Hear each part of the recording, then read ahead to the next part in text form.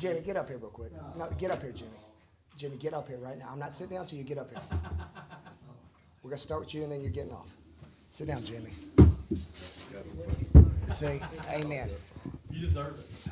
All right, Coach starts out with a statement with Jimmy U. And we'll Yes. Obviously, on a day that it's an all blackout, all right, I told the team it's not going to be our funeral. It better be theirs. But most importantly, this guy right here, Jimmy U's birthday, there was no way we're going to leave or lose on Jimmy's birthday. So thank you, Jimmy. I just wanted you up here. So thank you. Thank you. Any word for the people? Okay. Hail State, baby. Hail State. But no, just a huge win. Obviously, I have, first and foremost, we're having fun right now, but I have so much respect for Georgia. That's a quad one win. And then again, I've said this and I'll continue to say it, I'll play anybody in the country here. I thought our fans were awesome, especially in a time where we got punched in South Carolina, right? But again, this is a young team that's battling. They're learning. I've been preaching to them that don't pay attention to the scoreboard. Pay attention to the lessons. And I thought there was a toughness about us that we were able to win all 4 quarters. That was huge. And then obviously I got to be smarter at the end of the quarters. I made some too quick calls that could have cost us. But again, our theme for tonight was not today. Not today to not pass the ball. And I thought we had 16 assists to 15 turnovers. Turnovers still high, but we had more positive than negative. Not today letting a team that's Georgia that's 15-0 when they out-rebound their opponent, do not slip up on the boards. You out-rebounded them 36-10. And then not today not believing you could be some of the best players, and I want to start campaigns right now. Madison Francis for National Defensive Player of the Year. Not just SEC, national. For 4 blocks and her length and athleticism along with 8 rebounds is outstanding. Jayla Lampley, the minute she's playing and what she does, all SEC.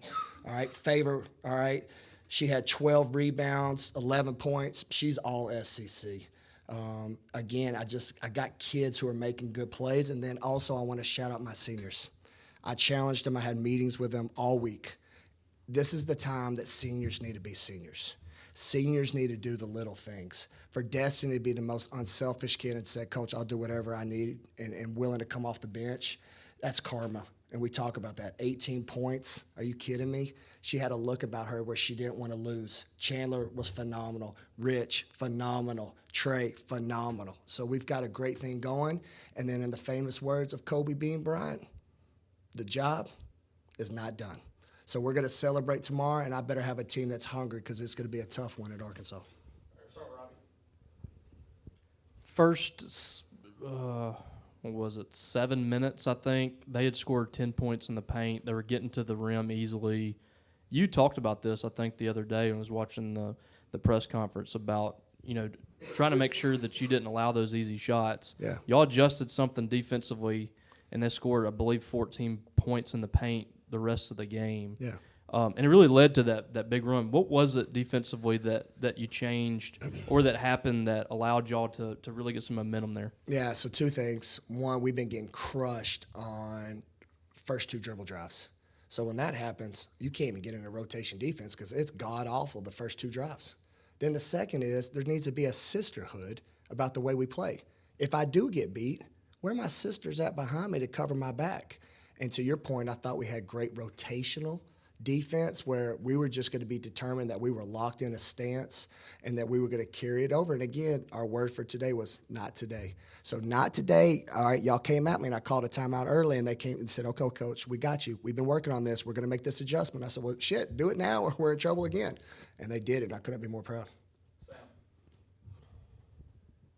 Carissa was battling foul trouble pretty early on and then provided that big spark kind of in the third quarter to get that run started. Yeah. What did you just like about her attitude and kind of battling through that and then what she was doing in that third quarter? Yeah, so I went in at half because she had 3 fouls, and I just said, hey, I'm going to start Dez because I don't need a quick one. I got to win this battle. I knew it was going to be a war. And I said, hey, are you willing to come off the bench? And she was like, heck yeah.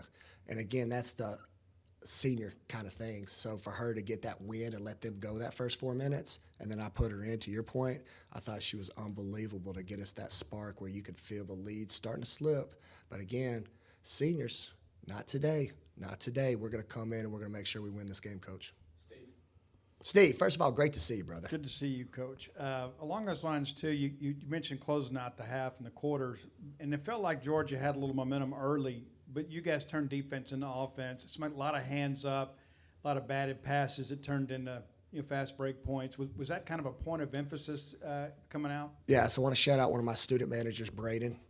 He made a clip tape of every player. And what I challenge my girls right now at this time of the year is, what are you willing to sacrifice? Right? We're all into this part of the season where March, our favorite time of the year, is around the corner. But I said, what are you willing to sacrifice like when you go home? Can you put your phones down? Because don't stay up at 1 o'clock in the morning liking Instagram or being on Twitter. Go to bed. Can you go at night after you get done with your schoolwork and watch a 5-minute clip tape? We're just going to put tendencies together so you understand how good this Georgia team is and what you got to do to stay in the stance to guard them. And to your point with the deflections and the steals that occurred, I thought we played phenomenal scout and report defense. What our fan base didn't see is Danny Carnegie's one of the best players in the country. She was 6th player of the year in the ACC. The girl's electric. For us to give multiple efforts and hold her on to 9 points, that's a big part. Trinity Turner, electric player. For us, that she goes 6 for 12, all right, but she could have went easily for 20 to 30. And then I thought we made it hard as we could on Mia Woolfolk, and that was the key for the game. To your point, the kids knew their tendencies; they played relentless. And then even like Savannah Henderson, who's a phenomenal shooter. If you watch the Missouri game, I thought she was the difference maker. We didn't lose her enough, and for her to have 5 points again was just small things which you got to do in a quad win game. You kind of already touched on it, but what went into the change in the starting lineup? Was it just kind of a matchup thing, looking for a spark? What was it? Yeah, just we're in a part of a season, where I kind of risk it all to have it all because you don't want to lose Dez. But I was like, when you watch our last little stretch here in this last 5 games, I have an NCAA tournament team. But the rotations, like South Carolina, it's an 8-point game. Then we go in at half, and it's 16. So when I'm subbing, we're losing stuff. We're not keeping the momentum. And then if you look, and I've hit the elephant in the face, I said, y'all, I only got 2 players on the team that currently have a positive assist to turnover ratio. And the problem is I start both of them in the first quarter, at the very beginning of the game. So then when I sub them, now we look too isolated basketball. So maybe if I can get Dez to come off the bench, keep what Trey's going. Jayla deserves. I've been saying she's a starter all year, even though she hasn't started but 1 game. Now she's in the 2 slot. She's phenomenal going left. Chandler is my senior who can do all the stuff. Now this is starting to make sense. I sold a vision. Either I could look really smart or I could look really stupid. And shout out to my team for making me look really smart, making that move tonight. You talked earlier this week about knowing it was going to be a battle physically, and they come out in the second half, and it seems like they're trying to make it more physical. Things get chippy, but you guys are the ones that take advantage of that and kind of take the physical battle back to them. What goes into that like 10% dog that you talk about in winning those? Yeah, no, it's that right there. We've had that message again. Not today. We told them their best quarters of the year is a third quarter. So what you gonna do? I can tell y'all I want till I'm blue in the face. Are you gonna punch? Right? First of all, you got to take the punch, but are you going to punch back? And I was proud to see them punch back, not lose their composure, and then be like, all right, y'all ain't going to get us out of our game. All right, we're going to be the tougher team because, again, not today. We've done too many games where we haven't won the last 5 minutes. We've got this game. We're at home. Finish this. And that's an NCAA tournament team. Yeah, I mean, you guys just had 5 players in double-digit points tonight. Just what do you think of your ability to spread the ball around tonight? I love it because, again, if you're writing a scout, who do you stop? Right? To have 5 people share the ball. And, again, I've talked about this from my Louisville days. The best teams I ever had didn't just have one scorer. They had a team. And that's where I'm proud, again, is I think our fan base has told me whenever I'm at the gas station or getting groceries or the text messages or the awesome emails everybody sends me, they say, Coach, we love coming to watch y'all because it's a team. And that's different than everybody else I've had in the past. I've got unselfish kids that'll play the game the right way. And when you do that, again, I play really smart coaches. I call it $1 million row here in the SEC. There's a lot of big-time coaches that are very smart that know how to put a game plan together. But when you see a stat sheet like this, everybody's got to bring it. And so that's when I'm proud. Yeah, we see Madison last year, and we see the clips of her dunking and talking about that stuff. Did you anticipate her being this good defensively, whether it's closing on the shot or matching up with the guards the way that she has? I mean, could you see that? Is this a little bit of a surprise? I mean, Yeah, I'm being honest. I saw it. I mean, first of all, I told y'all, I've never coached a girl in my 20 years as athletic as that one. Then, in the recruiting process, when I got to know the family and then know her and her DNA, I can't say enough good things about her foundation and her core. She is the best kid. Sometimes she's too unselfish. Then all she needed was the opportunity. Again, this is USA basketball kid who has been obviously selected for her talent, but she never played because they didn't let her go. They wanted a system. So I knew all you had to do was give her an opportunity, trust, belief in minutes, and then let her go do her thing. And it's happening right in front of our eyes. It's cool to see the love because she's a kid that's very passionate and loves to feel valued. And again, that's what separates us from everybody in the country is our fans absolutely love her because it always starts with one thing, play hard. And that's our DNA here at Mississippi. You play hard, we'll support you, and we'll love you like no other, and that kid does it as good as anybody in the country.